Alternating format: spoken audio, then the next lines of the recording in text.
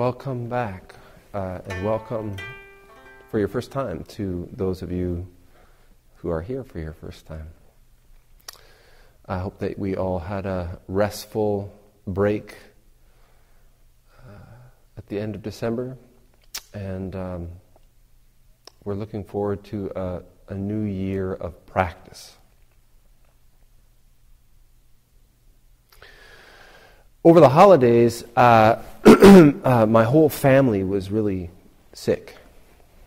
Spent some time in bed. And in some ways, I was very grateful for the opportunity to practice Zen with sickness. This bodily illness is considered one of the four sort of messengers in the Buddhist teaching. Sickness, old age, and death are three of them. But this sickness one is a good one for all of us to really reflect upon, because sooner or later we're all going to meet up with being sick.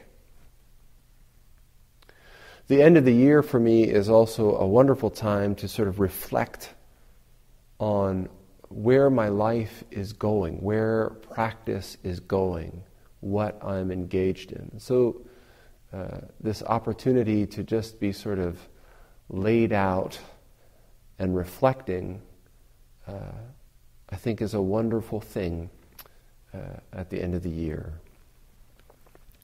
In the Zen tradition, we don't do it so much in our temple, but in many temples, the end of the year is an opportunity for that after the December retreat, after Rohatsu, there is a period in which we clean. We take everything apart and we clean it all up, and we get ready for a new year of practice. We do that both in the context of the temple, taking apart everything, dusting, wiping, cleaning, sweeping, mopping. But also we sort of dismantle our own lives, our own practice, to clarify our direction for the new year. Just today I sent out a sort of New Year's January update for our members.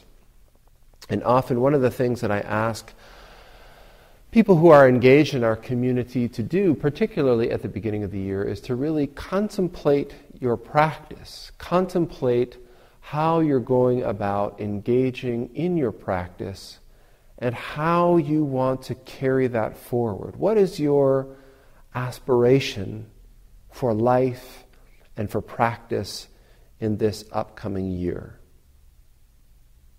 Now, I was trained in a traditional way, so the way that I always break things down is kind of traditional.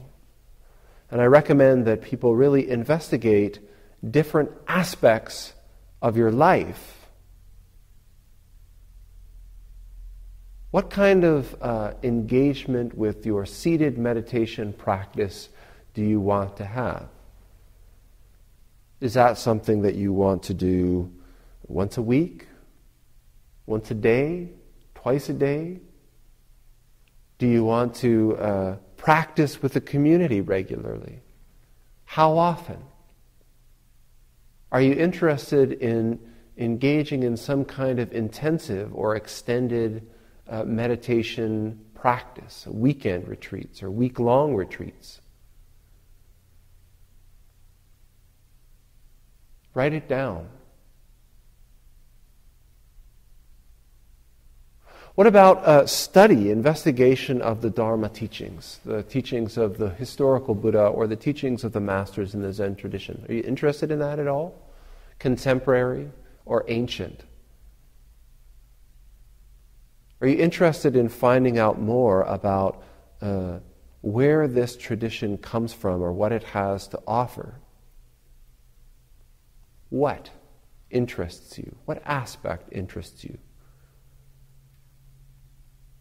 History? Philosophy? Ethics? Practical application?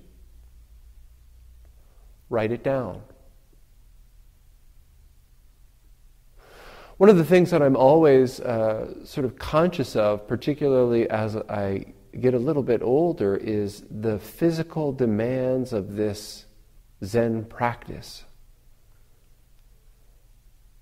And our practice is not separate from this physical body. We engage in practice through this body. And if we are to be awakened, we're going to be awakened in this body. And if we're going to manifest compassionately and wisely, it's going to be done through this body.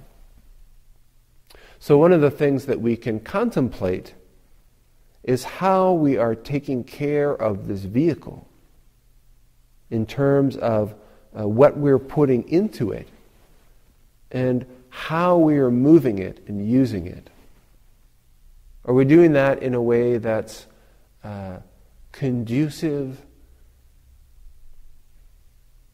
to the reduction of suffering for ourselves and others, or not? It's not about getting skinnier or looking better, but about taking care of this vehicle of practice and awakening. Is there something that we would like to do that would improve the circumstances of our bodies? Write that down. What's one of the greatest values that we've found in our community, of having community, is this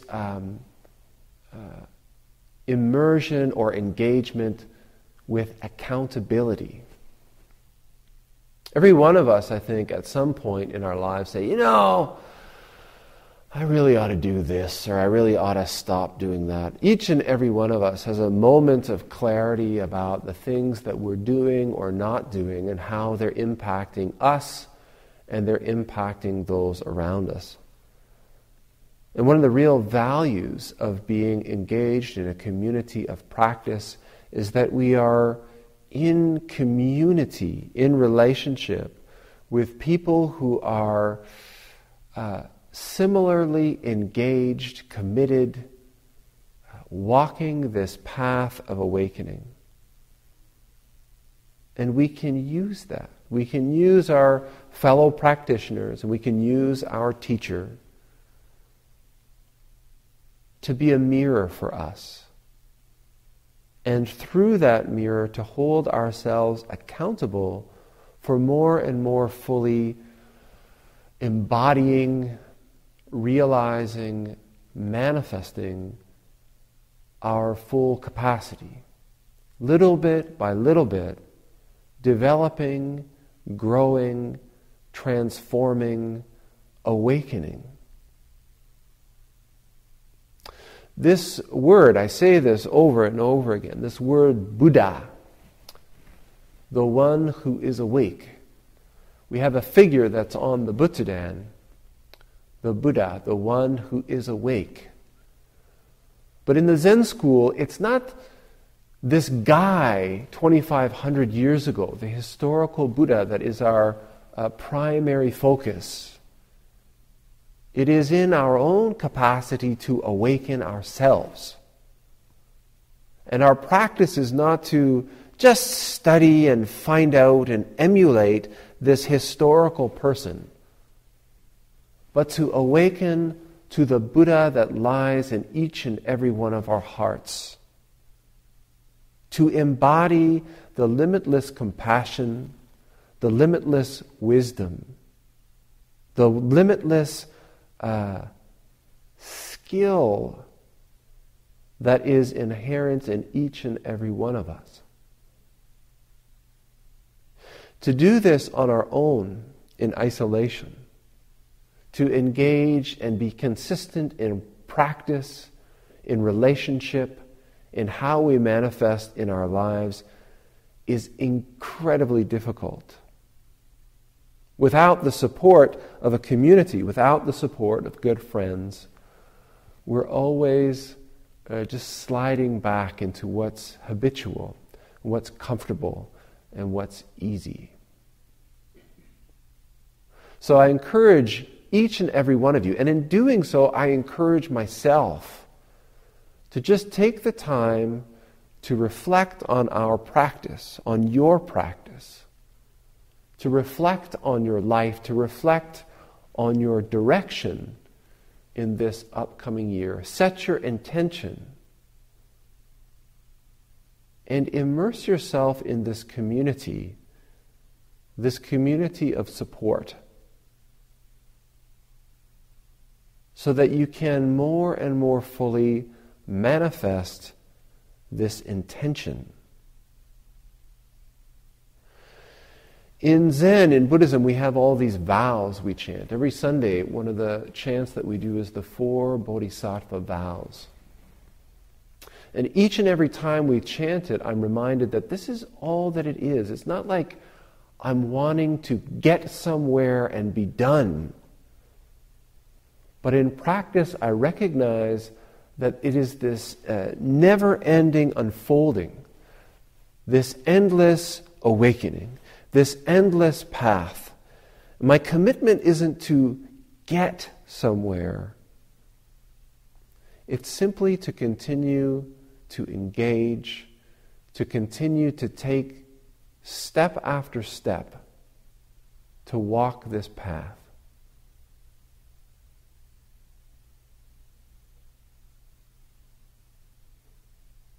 So Happy New Year, and welcome to another year of practice.